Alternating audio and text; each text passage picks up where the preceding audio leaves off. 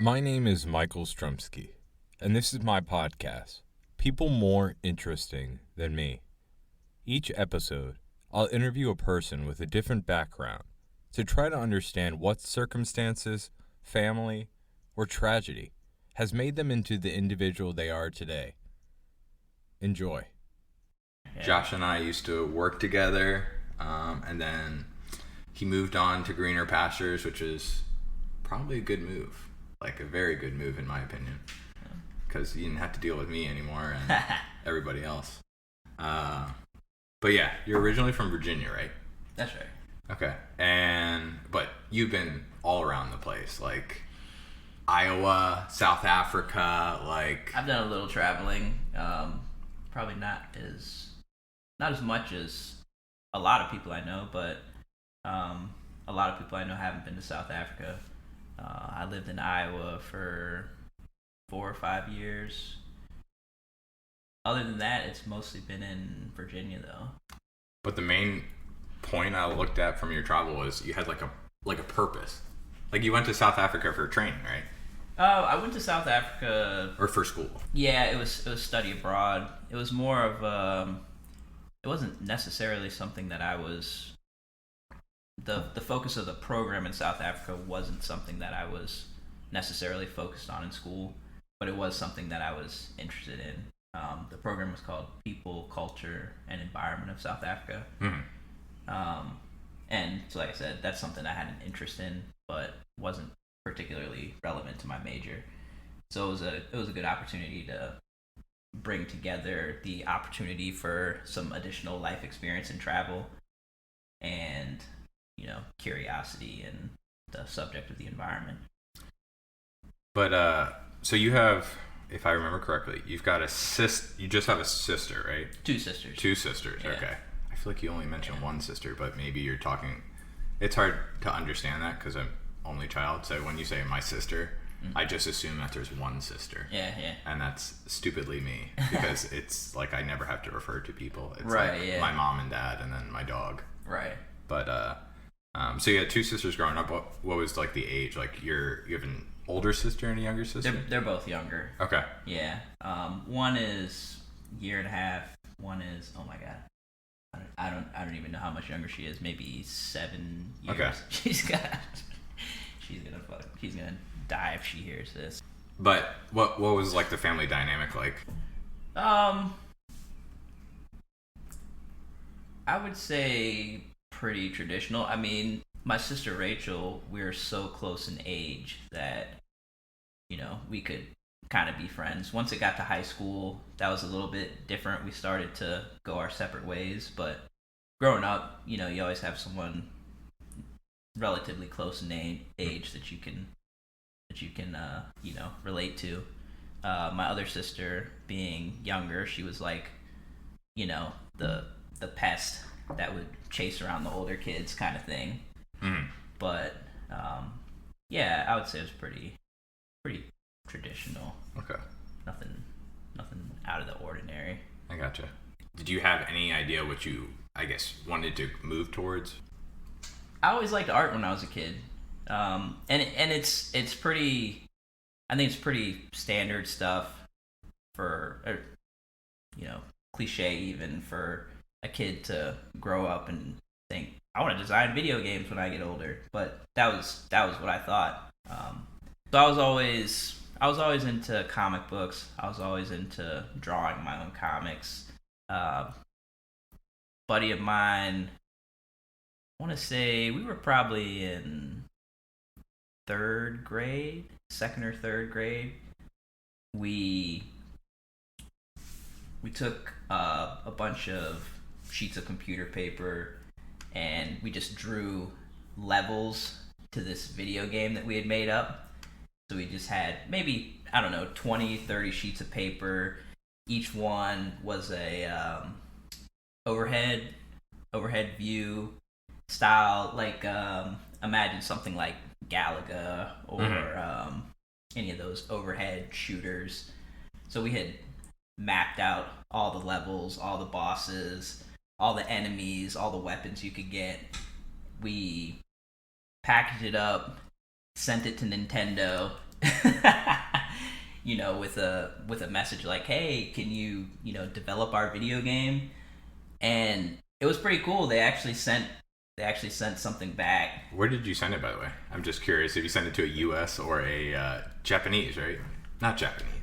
I have no idea where we sent it or how they got it, but it was. I mean, the letter came back with official, Nintendo stationery. I'm sure my mom has it somewhere.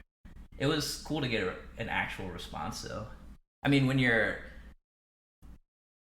get older, you wouldn't expect someone to take the time to reply to you.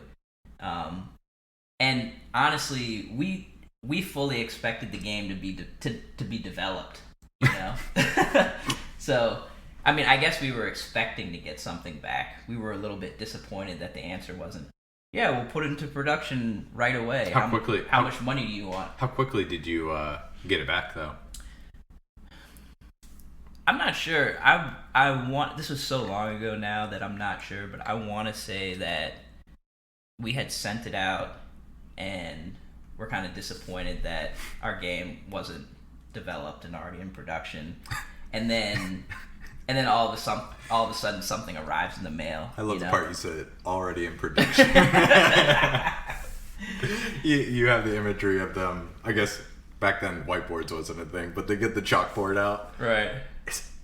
Now that I think of it, was chalkboards even a thing for like? I'm thinking of like 1993 and like boardrooms. What was the thing? I imagine Nintendo was maybe a little bit more advanced than everybody else, but possibly. I mean, it came up in what's that called? Not 8-pixel, 8-bit screen, right. Just showing a Mario just like they have little tasks and just banging bricks every time you complete it. I can see that. But yeah, that's pretty good. I mean, yeah, it was a cool experience. I don't think I'd ever send out something like that. Yeah. I mean, it would be really fun to go back and read it now, but essentially it said something like, you have no idea how much effort it makes to make a video game. Like, in much nicer terms, it was sort of like, you don't just spend a few days drawing and out comes a video game. Yeah, it's like when you're a kid, you don't know what's happening behind the scenes. It's right. It's like people who want to become firefighters or astronauts. They don't look at the videos of them when you're an astronaut overcoming the G's, right? Like becoming unconscious, like they're rigorous. Like you look at like everything. You look at the candy coated stuff, like right. Like playing golf on the moon. Yeah, you know what I mean. The most idealized version of it. But the funny thing is, I think if you ask all those people, maybe not the people jumping on the moon, the best part is actually the journey, like what they did to get there. Right. Well, and like I said, the astronauts, they probably thought it was amazing to play golf on the moon or just like hop on the moon. Except for the one guy, didn't. I was just reading about this or listening to it on a podcast. There was like one guy had to stay in the pod while they were out there golfing. He goes all the way to the moon. I think this was part of Bill Burr's most recent. Bill Burr, maybe, I'm not sure. But there's essentially one dude who was in the pod, someone Collins, and just watching That's so sad. play golf. How do you even like? That's kind of like when you leave your dog and you go for I can't say it because my dog's right here because he'll get up and get excited, but it's like looking through the window and just like he's like clawing at the window that he wants to come outside. Right. That's so sad. That's like.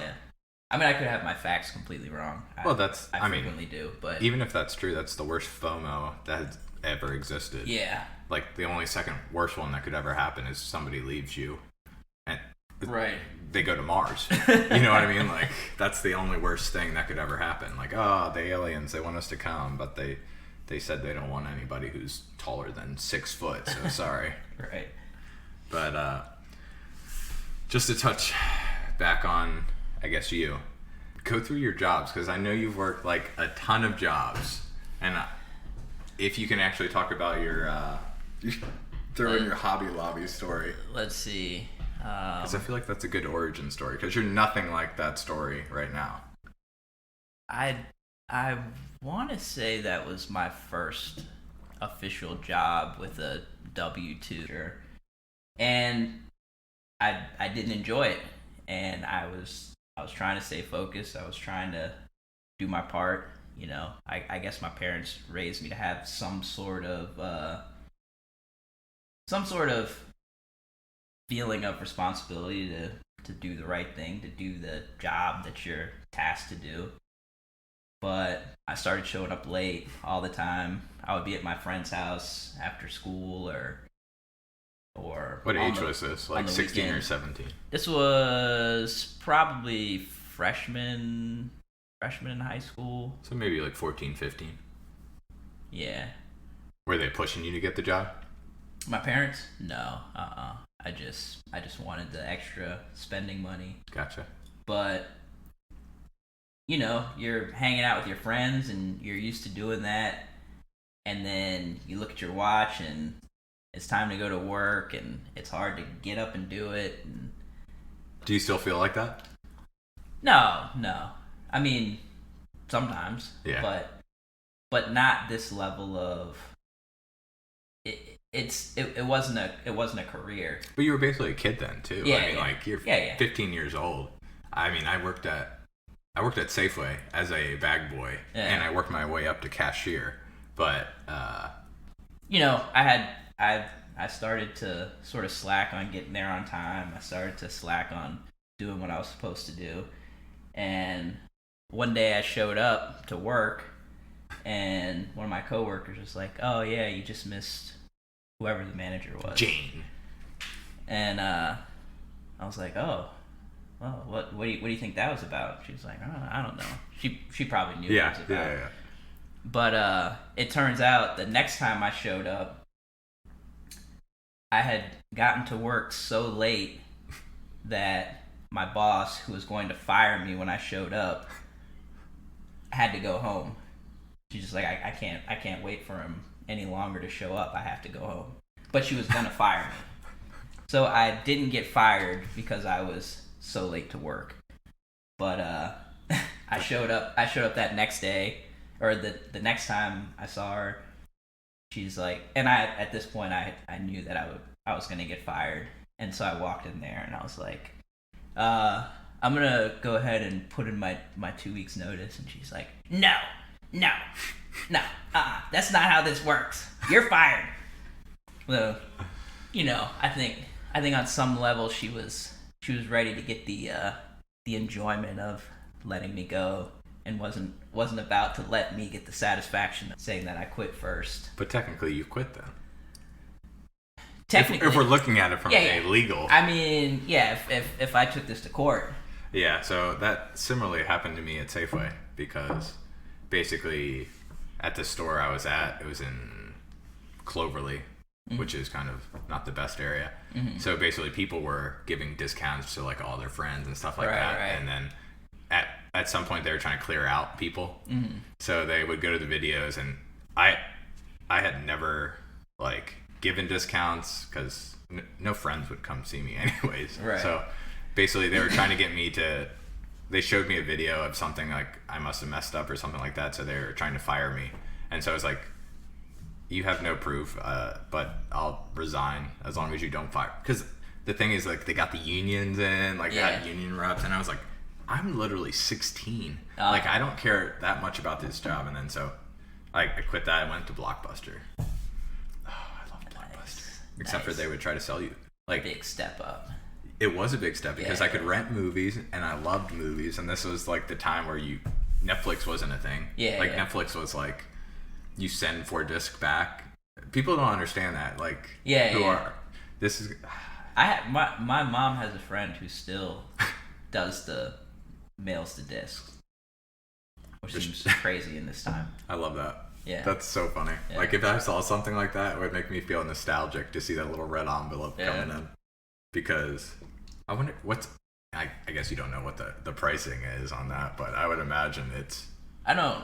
I'm shocked that they I mean, They'll do it. yeah, I don't know. Maybe it doesn't require a lot of effort. Maybe they don't pay whoever these people are very much, but it seems they're getting like shipped from India it would or be something a like waste that. of money. It's just we grew up with it, you know what I mean? Whereas they grew up where phone calls was like a big thing. Yeah, right. Because when I get a phone call, it's like hit or miss if I know the person. But back then, it was like if somebody's calling you, it's important. You know what I mean? Like, right.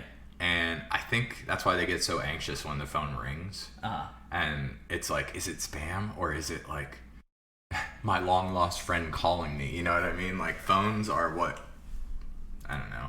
I can't really compare it to today. Well, I think I was I hate the way it sounds when I said I was reading or I was listening to a podcast.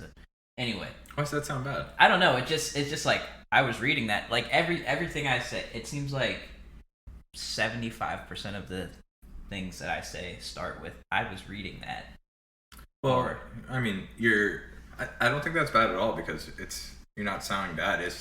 You're making an observation based on someone else's opinion. Yeah. And you're taking it in, and I never want to become rigid in my opinion. So keep going. Yeah, I could take that. Yeah. But I was reading that people genuinely have anxiety that revolves around answering their cell phone now.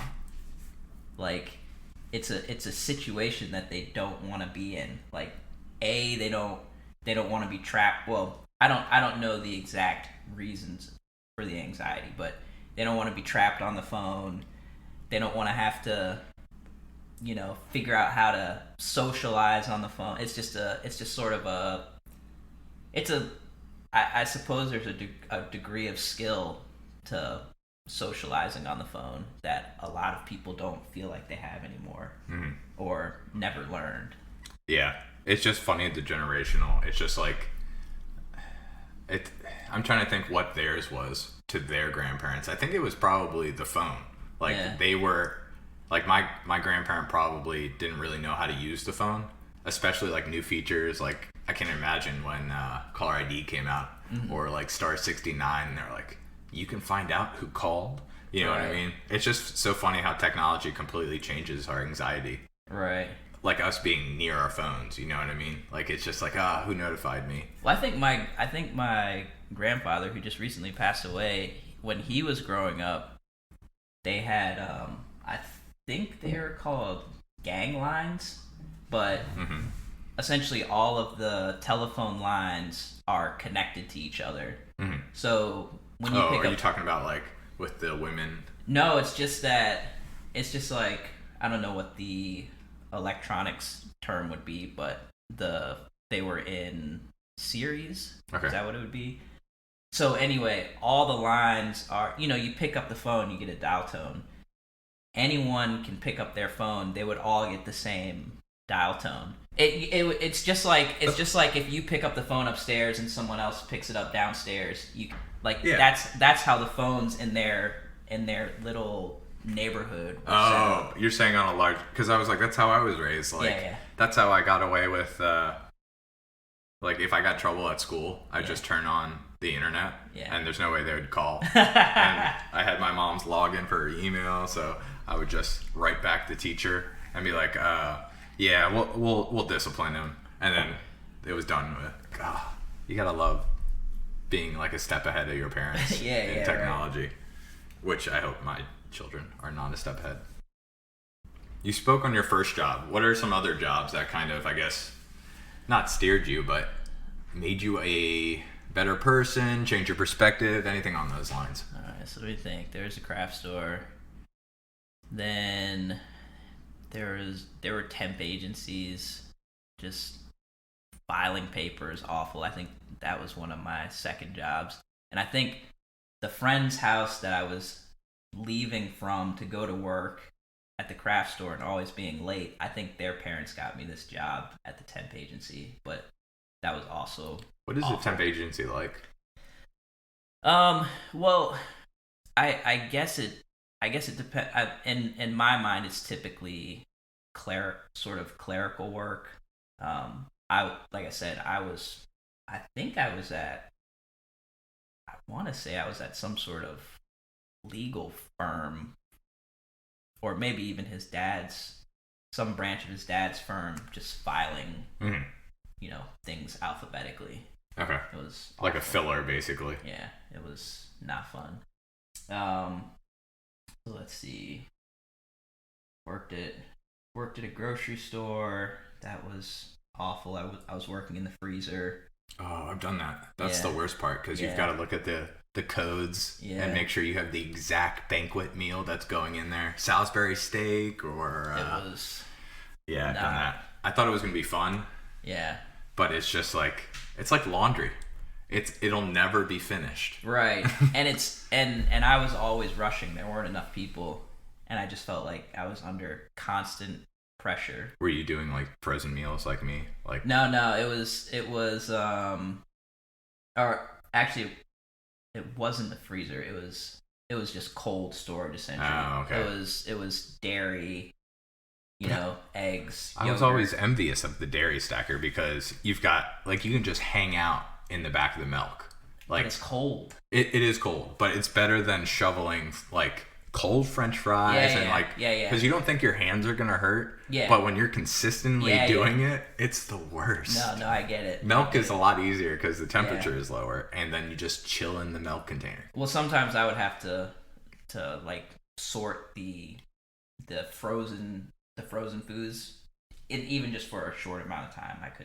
I don't think my circulation is good. Yeah, it was probably the worst stacking job ever. Like every other job, but it was better pay than like checking and basically being the bag boy. Yeah, because bag boy is just degrading, to be fair. I mean, I guess they do kind of get that. You're thinking more of the freedom of the bag boy, though. The freedom. Hey, how's it going? Like getting the carts, cleaning the toilets. Collecting the tips on the side. Yeah, yes. The vast amount of tips I would get. No. Well, so speaking of other jobs, when I worked at Verizon for 4 years. That was my. I do like your Verizon stories. You used to tell. Yeah, that was probably my longest stint at a job, and that was a job that, I mean, in all fairness, it could have become a career, but I didn't like working outdoors in the winter. Mm-hmm. Like I said, I think I don't have a good tolerance for cold. Mm-hmm. At least my hands don't. But that's why you bring it up. Yeah, it paid well. It had great insurance, but it was only a 3 or 4 year span. But early on, I was gung ho. I didn't have any problem climbing a telephone pole or going on someone's roof. But then, as I decided that maybe this wasn't my career long term, you start to think a lot more about, well, what if I fall off this roof or fall off this telephone pole? Yeah, because how old were you? Like in your 20s? This was just after undergrad. Okay. But I was gonna say that when I was working for Verizon, you're in someone else's home, and so they feel like, they are, in a sense, in charge, and a lot of people don't. They're not quickly willing to accept no for an answer when you're a guest in their home, and some of them probably also see you as, just labor or help. Yeah. But I would have people offer me food, and they would be visibly irritated if I would turn the food down. And some of it was even cultural. Like this one woman, I think she was from somewhere in West Africa. When I said I didn't want it, she was pretty offended. I had a guy one time offer me a tip at the end of the job, and we weren't supposed to accept tips. Yeah. And so I was like, look, I can't accept a tip. It's against company policy. And he literally, I had a little pocket in my shirt. He literally forced the money into my shirt pocket. Like, I'll just accept the money. It's not worth it to. Yeah, it's not worth it to fight this man over What was it, like $5 or $10? Like, to rip the money out of my pocket and throw it on the floor in front of him. Like, I'm not going to do that. Yeah. So, but yeah, Verizon was an interesting one. Why'd you leave Verizon? Well, you kind of touched it because you didn't want to be on a roof. Yeah, I just more than anything, some of the telecoms work was predominantly residential, predominantly indoors. So yeah, being in an attic that's 120 degrees, being on a telephone pole when it's 25 degrees outside. Well, the funny thing is the attic is never, like, it's always either too hot or too cold. I've never been in a perfect temperature attic. No. The attic is not a climate controlled environment. And it's cramped. Like, I had a panic attack one time. I was on the inside of the house crawling towards the outside of the house, so like towards the gutter. Mm-hmm. And obviously it's tapering, it's getting closer and closer. And then I realized that I was in this really tight corner and I couldn't turn around. You had easily. to walk backwards on the joist, so I was just like in this really tight spot.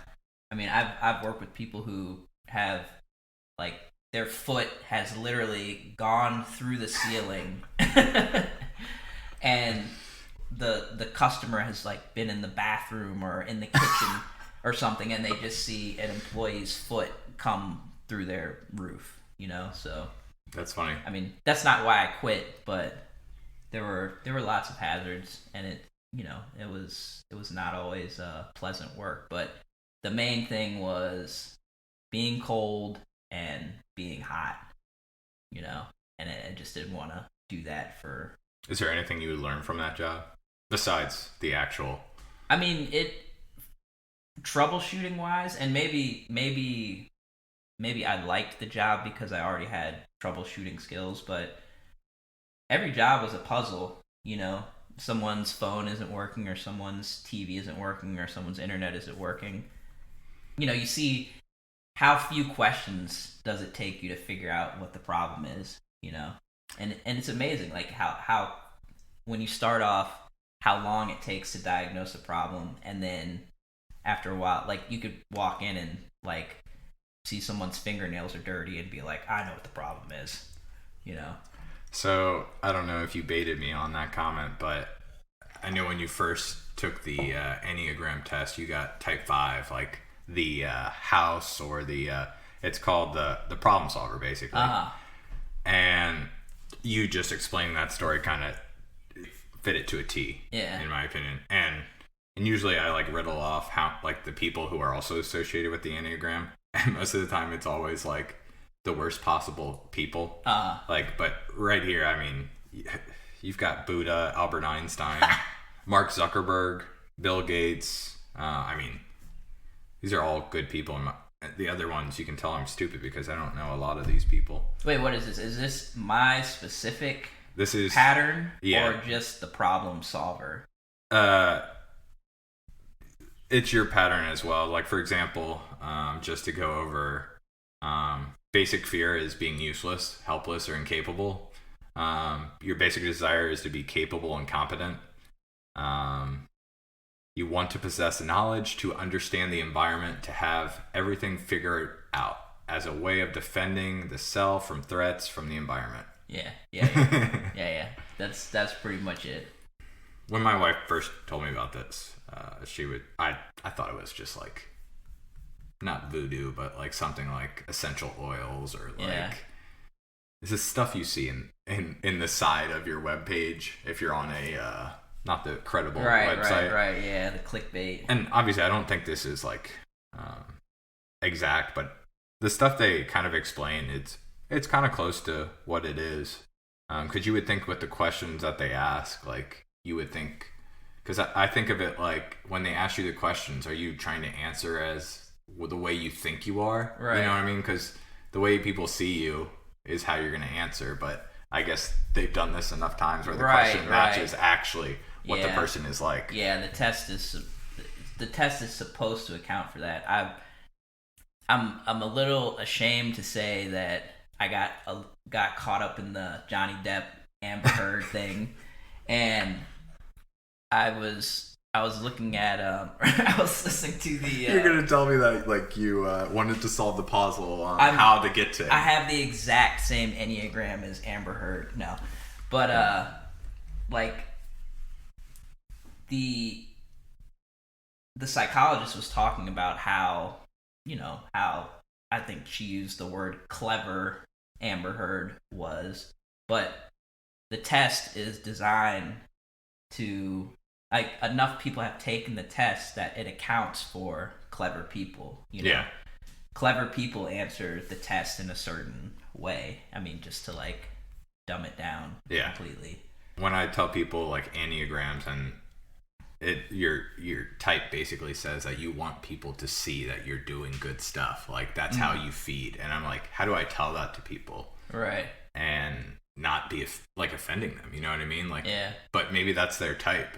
Like they're fine with that. Like they've come to terms with that. Right. Like these are the people whose LinkedIn, like they keep consistent with their LinkedIn. Like they like stuff on other people's pages. They like get certification. You know what I mean? Like those type of people. And it's hard for me to like say that without, because I guess I overthink it. I don't know. Yeah, I get that. I mean, you don't want to offend someone. Yeah.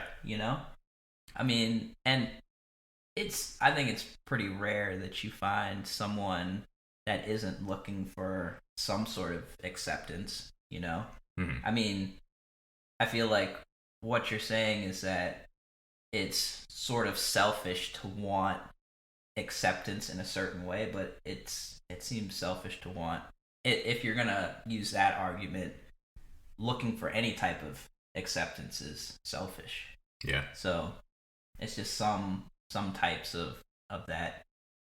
Some types of longing for acceptance are more acceptable than others.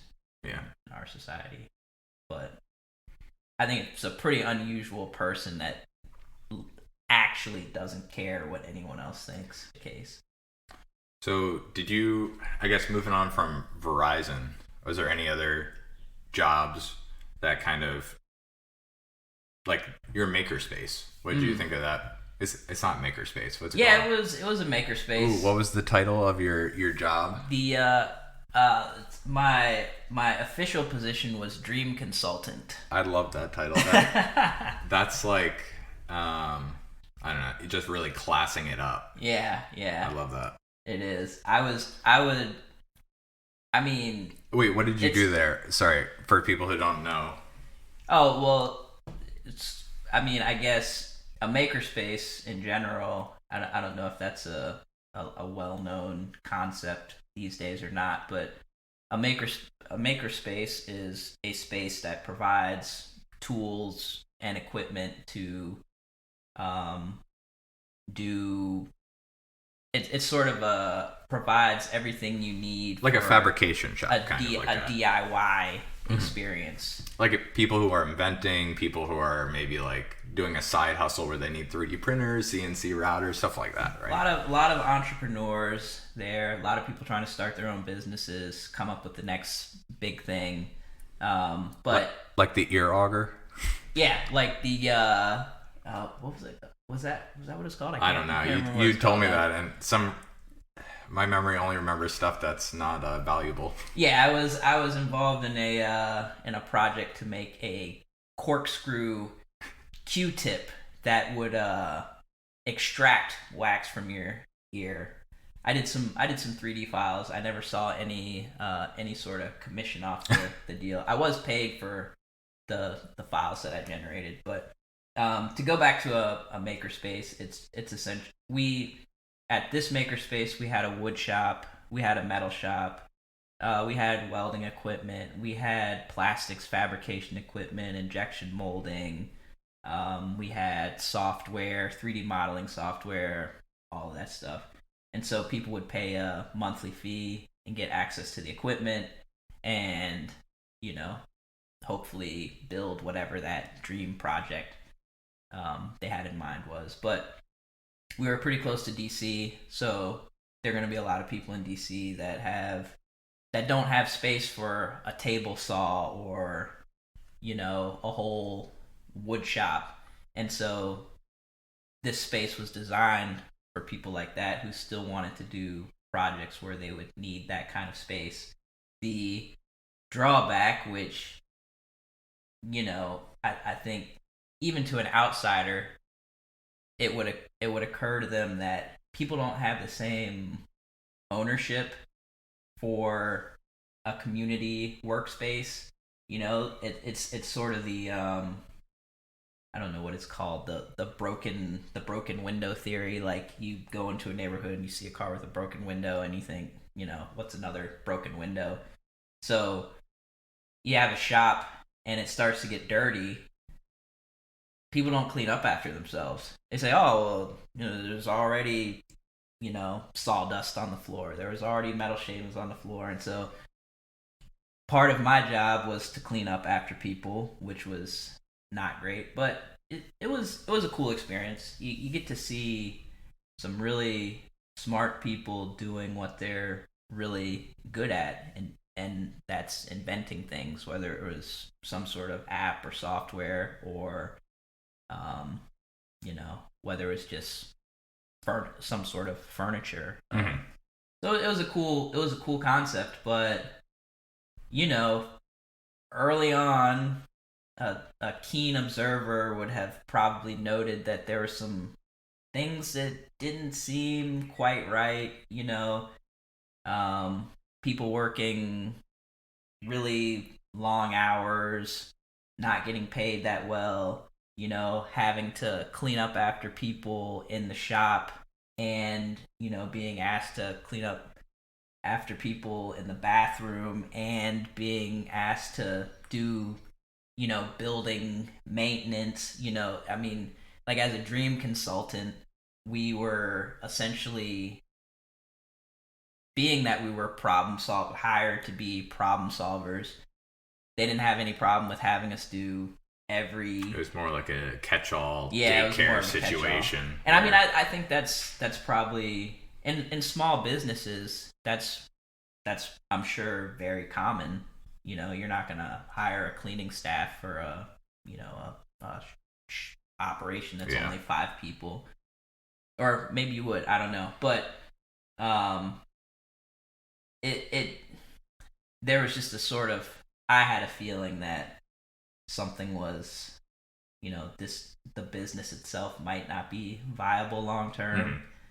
And, you know, it was classic case of, you know, people at the top of the company siphoning money and misappropriating funds. And the really sad thing was, we had what were called lifetime members. And so these people paid a much bigger one-time, you know, they paid a pretty large one-time fee. And then, because originally the way that the business was designed was there would be locations all over the United States, you would be able to access all these places. You'd access, you know, training, and, you know, travel anywhere and use your lifetime membership. And it was a one-time fee, good for, you know, you would never have to renew it. And when the business went under, all those people lost that money, you know? And that's just sad. Yeah, it really is. Because you never think of, like, that actually ever happening. Like, when you buy a lifetime membership, that basically the universe that you bought this lifetime membership is going to go kaput. It's like if Blockbuster had ever done something like that, or Circuit City, or... Right. I can't even think of anything well, else. It's just like there was we live pretty close to each other. There was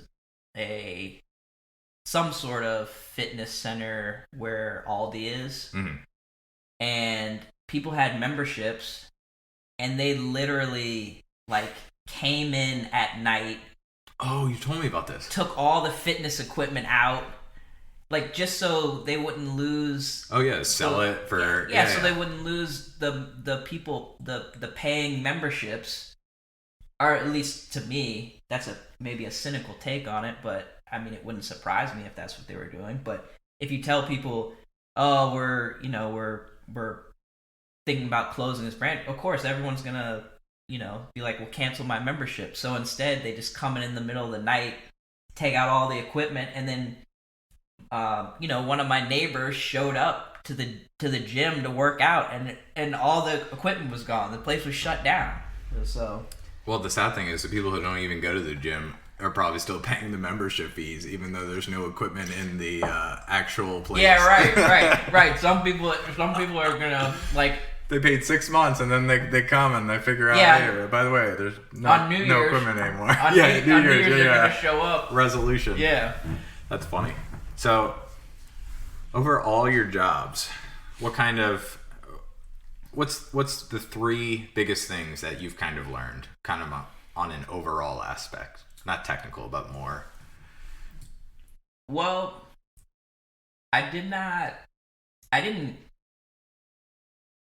leadership has never been my thing. I've never wanted to be in charge of people. I've never really wanted to be responsible for telling people what to do. If I'm working in a team with people, I want to be working with people that already want to work, And I know that someone who's an expert leader or who's made a career out of leadership would say that even when you're working with people who want to work, there still needs to be leadership. But just because of the types of projects that I've done, the fact that a lot of it's been fabrication, building something by hand or with machine that requires lots of moving parts in terms of, human activity, human moving parts, rather than the moving parts of whatever you're building. But because I've done a lot of work where there are all these moving parts, I have started to get a better understanding of the necessity of leadership and develop some of my own skills in that regard. So part of that is just having a lot of work experience at this point. And I say a lot. I'm sure someone who's 60 or 75 would laugh. Well, how many jobs have you had? I should have pitched that at the beginning. To show ballpark. I know you've had a lot of jobs. Well, I've done some contract work, which you could consider those individual jobs, I guess, depending on how long they were. I did a couple other contract jobs with the Smithsonian, couple weeks to a month, a lot of times, 12 or 14-hour days. Verizon, worked at an antique vehicle restoration shop, auto garage. I'd say I've worked probably at least 15 to 20 different jobs. So you've seen different structures, you've seen different hierarchies. Yeah. I mean, Verizon Verizon and the Smithsonian were probably the biggest bureaucracies that I've worked for.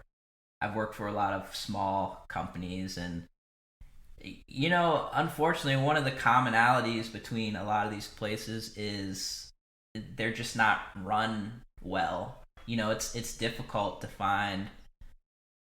I think it's just difficult to find someone who's really talented at leading people and be able to offer them enough to work at some small business. You just have to get lucky. So that's just the way it is. And it's probably a problem everywhere. Good leadership is hard to find. Yeah, I definitely agree with that, because it's like finding good people too. You've got to find skilled people, but they also have to be like, as you know, like competent people, like people themselves, like being on time, being just normal, like common sense. That's the word I'm looking for. Common sense and skilled people. Right. Which in my opinion, it's just hard to find people like that. And when you do find people like that, it's hard to keep them in a place where that's not like the common denominator. Right. Well, I mean, you're asking about what I've learned, and so, I mean, I think going back to that, you have to learn how to work with people. I mean, when you're doing these contract jobs and you're going from job to job, you have to quickly try to find a way to fit in and do it without stepping on people's toes, which admittedly I have not always done a good job at, but changing jobs has helped me to realize the importance of trying to integrate into a system and try to make things. You gotta try to make things work together. And once again, I don't know if it's it's the chicken or the egg sort of scenario.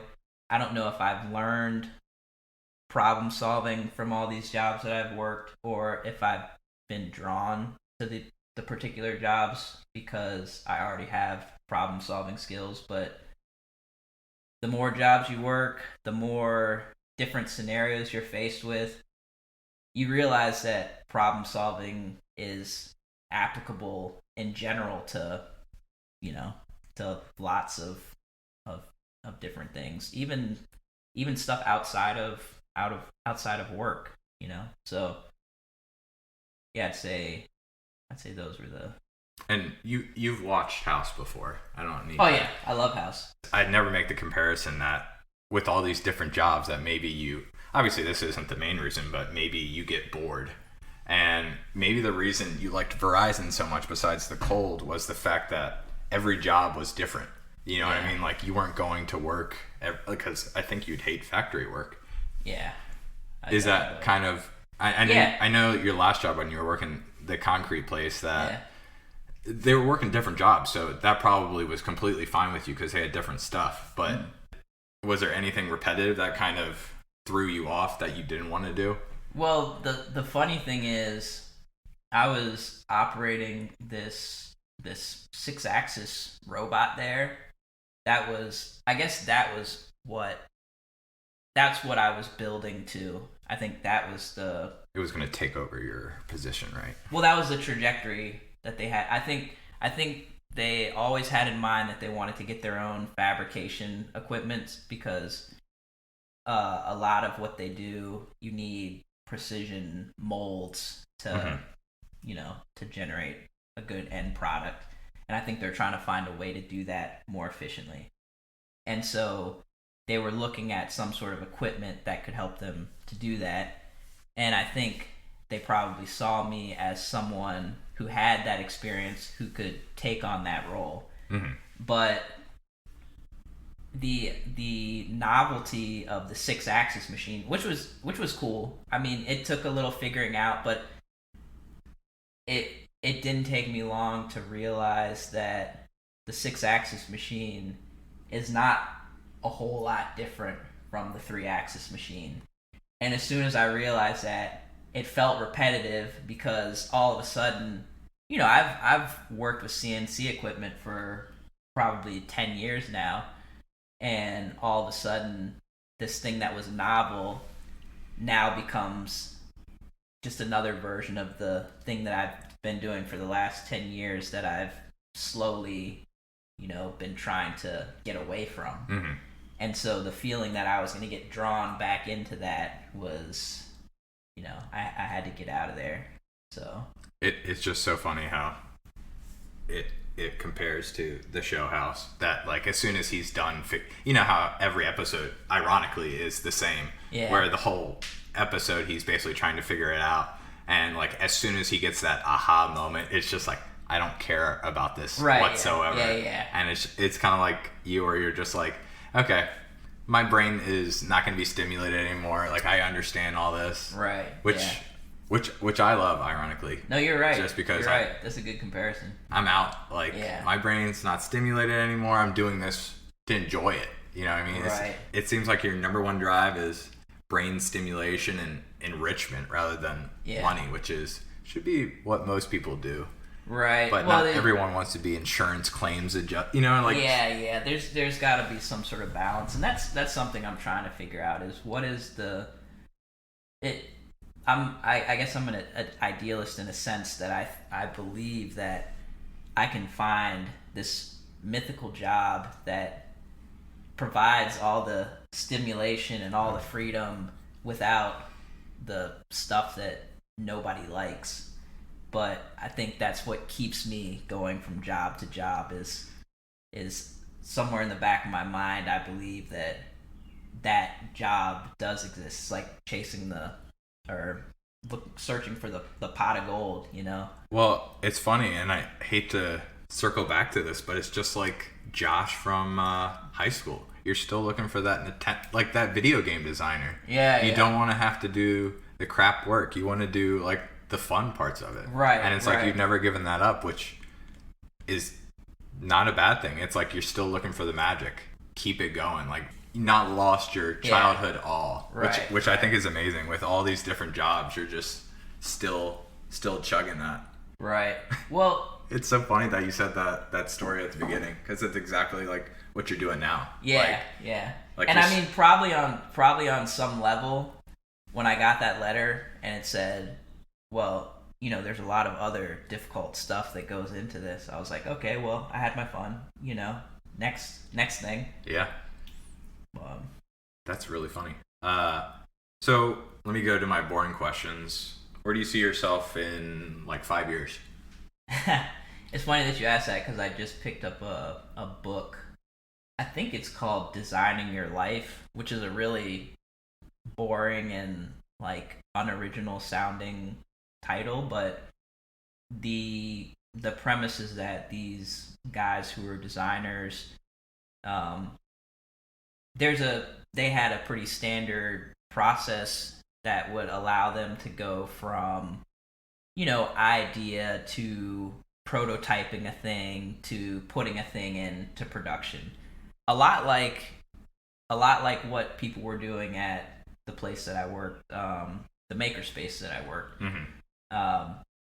And so they try to apply that same way of thinking, that same logic, that same strategy to figuring out what you want to do as a career.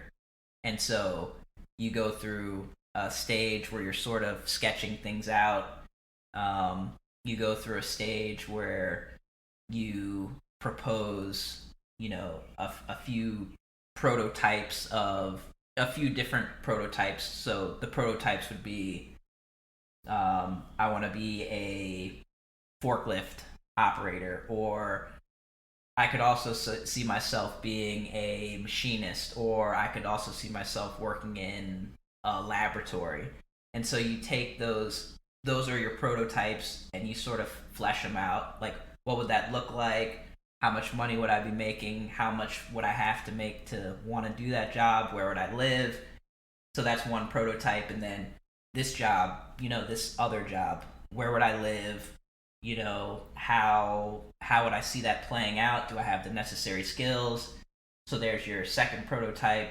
And then you sort of do that. You generate these prototypes, and then you try to find a way to act them out. So maybe that's, visiting somebody that does the job. Maybe if it's something like stand-up comedy, maybe you go and try to do a couple stand-up comedy shows. You actually try to test it out before you just dive into it. And so basically the whole principle is that you're going to apply this strategy for designing a product to, designing your life or finding your career. I feel like I just pitched their book. I wrote the book and I pitched it. Well, you could be your pen name. But so it's interesting that you asked that, because I'm in the process of being in the process, using the strategy, right? In the process of being in the process, but I'm using I'm trying to use the strategy that they outlined to maybe sort of rein some of this, job switching in a little bit. So we'll see. Because, not to pump you up or anything, but you've got so much experience that I could definitely see you starting your own thing, like your own company. Like the thing is, like, I would say maybe there's like two things that you might not have. I mean, obviously I don't know what those are, but those are the things you would learn, like putting like your own company together. Right. Because you definitely have like all the know-how of fabrication, what works, what doesn't work, and maybe even what the market's like. Well, so it's funny because I'm reading 2 books, and the other one is about why small businesses fail. And so, yeah, that's something that I'm always thinking about, and maybe I'm not thinking about a small business in the traditional sense. I'm just thinking about how can I do my own thing and get paid to do it and not fail at I think that's like the headline on Ellis Island. Like when they first come in, how do I do something that I like to do but get paid good money to do? You know what I mean? Like that's... And not fail. That's like the meaning of life, right? Right. But the thing that I've found sort of fascinating is that this book about why small businesses fail, almost every place that I have worked outside of the bigger places like Verizon and the Smithsonian, most of the smaller businesses have not checked any of the boxes that this author outlines, you know. So it's interesting to look at some of the places I've worked from the perspective of this author, because almost all of those places are essentially businesses that are going to fail, or are failing. Yeah. They're in a state where they're not going to grow. Yeah. And they potentially could go out of business. You know. Yeah. They're much more likely to go out of business than they are to grow. To expand. Yeah. No, I get that. Yeah. So my last question before the lightning round. What is something that your parents did that you're thankful for, and what's something that you would have changed? Well,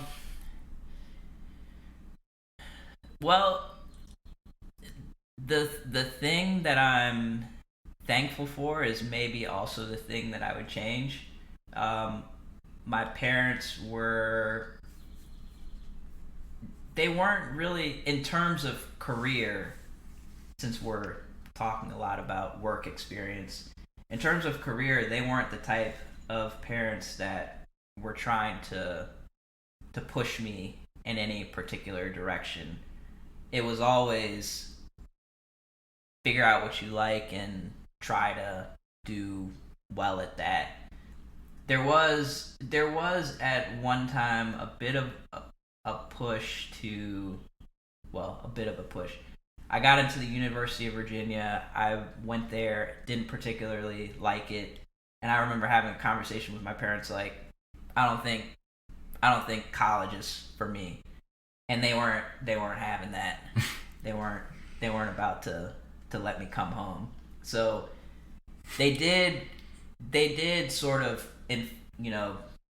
enforce their will in that situation, but outside of that, they never really had any, the classic situation where someone says, you're going to be a doctor, or you're going to be a lawyer, or you're going to be an engineer, like you're going to do something that makes money, or I'm not sending you to college, or I'm not supporting you, or, you're going to get straight A's, you're going to, all this stuff. There was never any of that, which I'm thankful for. But if I look at my situation now, I think I think they knew me pretty well, and if they had the knowledge or the they could have maybe pushed me in a direction based on my personality, not just based on whatever their own biases. They could have said, well, you're this type of person, focus on this. There could have been maybe more direction, because I look at where I am now and how I drift from thing to thing, and I think to myself, well, maybe I needed a little more direction. But it also might just be a function of my personality, Yeah.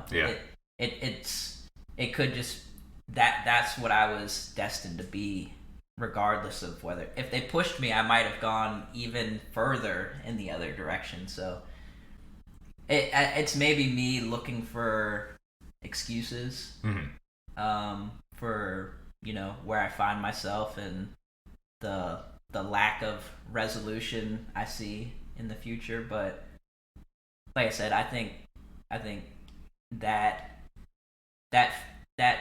the fact that they didn't push me was a wonderful thing. I didn't feel that pressure, but who knows? On the other side, you could have been like, I don't know, something completely different. But you could make that argument either way, I guess. Yeah. You'll never know. Yeah. So. Okay. Yeah. The lightning round, sir. All right. So, let's start. What would you name your boat if you had one? The epidermis. What would be on the gag reel of your life? Well, the biggest thing that would be on the gag reel of my life, and I apologize if this is going to be disgusting for some people, but when I was in 3rd or 4th grade, I was feeling sick in class. I got up and asked my teacher if I could go to the bathroom.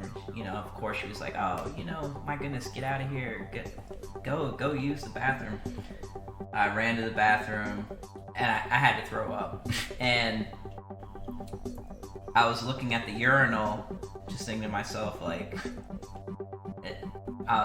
there's no way all this is going to fit in the urinal. So I ran over to the stall. I just flung the stall door open. I just started throwing up. And there was somebody sitting on the toilet. So I threw up in this guy's lap while he was, doing his business. I mean, that's like... Could be worse. Could have been you made it to the women's bathroom. Yeah, right. So that's like the supreme gag on my reel, for sure, but... When did you screw everything up but no one ever found out it was you? I feel like when I screw up, generally people find out it's me. But... I mean, honestly, if I screw up a lot of times, I'll just tell people it was me. When have you felt the most challenged? The most challenged? Pretty much every job that I've ever worked at, once I decide that I want to quit, and I'm still there. That's a good answer. What do you think happens when you die? I suppose there's an argument to be made that you never really die, you just change phase. Okay, like a plasma or something, like a gas tube. Yeah, you're just transitioning into a different form. When you can't sleep, what keeps you up at night? The future. What's next? The rapper or... Okay. Yeah. Who was your first friend, and are they still in your life? Kurt Ellisted. Or actually, maybe it was my next door neighbor, Troy. Neither one of them are in my life, but they were probably the first two. What was the first movie you saw in theaters? I think I saw Pee-wee's Great Adventure in the movie theater. Okay. And I probably saw some sort of animated thing when I was that makes sense. Younger. But I can't even remember. I can't remember. What's your favorite holiday and why? Maybe Halloween, just because you don't have to do that much for Halloween. Yeah, not a big holidays guy. What was your AIM screen name? Rauf Ahmad.